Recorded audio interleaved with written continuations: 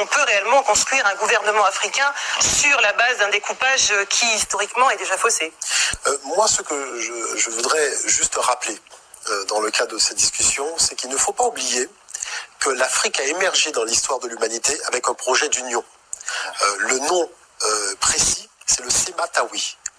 Vous voyez? Donc c'est l'union des deux terres.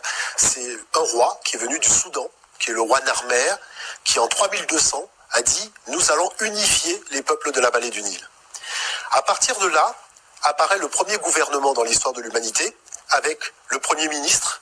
Et c'est vrai qu'il n'y a pas très longtemps, nous avons constaté que le premier ministre de Narmer était d'ailleurs une femme.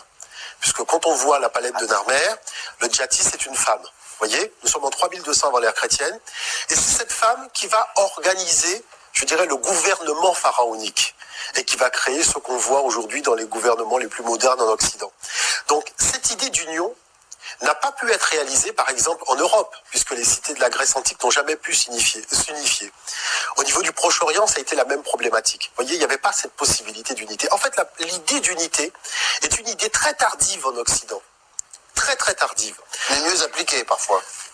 Je vais vous dire une chose. Avant l'arrivée des Européens en Afrique, il y avait des royaumes qui unifiaient des millions d'individus, qui confédéraient des individus avec un gouvernement qui représentait les aspirations de tout un chacun, peu importe sa place dans la société d'une façon générale.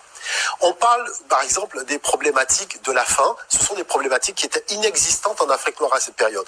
Donc, moi, ce que je veux dire, c'est que cette idée n'est pas une idée nouvelle pour l'Afrique. Vous voyez, il s'agit tout simplement peut-être de refaire ce qui a déjà été fait par le passé.